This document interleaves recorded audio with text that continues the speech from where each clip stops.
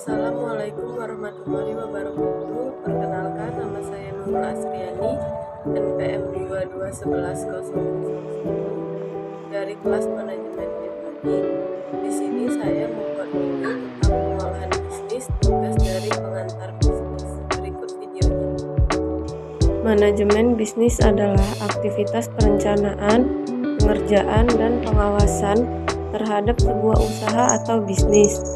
Tujuan dari kegiatan tersebut adalah untuk mencapai tujuan bisnis yang telah ditetapkan sebelumnya. Manajemen bisnis bisa diartikan juga sebagai segala upaya yang dijalankan sesuai rencana untuk meraih target penjualan dan keuntungan.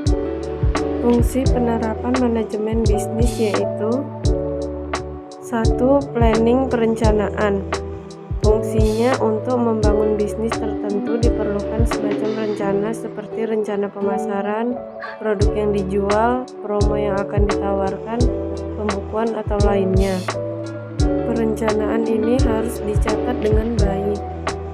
Organizing pengelompokan. Maksudnya adalah jika sudah ada rencana maka kelompok kerja harus dibuat. Pastikan mereka memiliki porsi kerja yang sama di bidang masing-masing, seperti tim pemasaran, tim administrasi, tim gudang, dan lain-lain. Staffing ini terkait dengan sumber daya yang ada di perusahaan seperti bahan baku produk, mesin produksi, sarana pendukung, dan lain sebagainya. Ini juga harus teratur supaya mampu menjadikan usaha lebih maju lagi.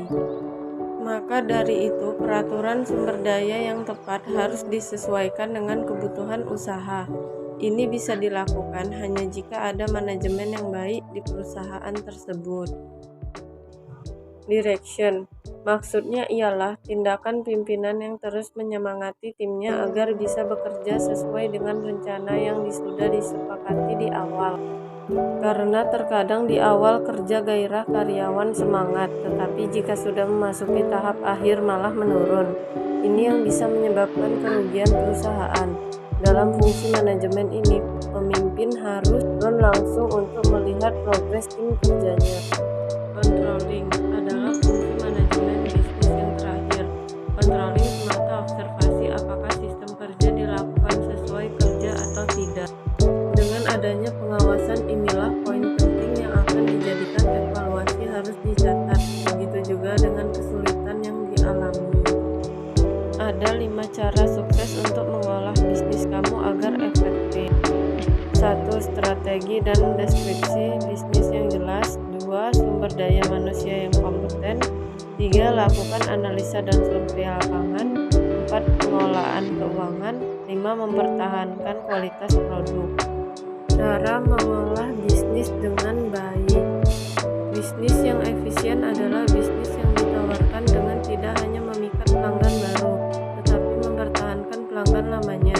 Kehilangan pelanggan akan bisa menyebabkan penurunan bisnis, karena satu pelanggan saja yang tidak puas dapat menurunkan lebih banyak pelanggan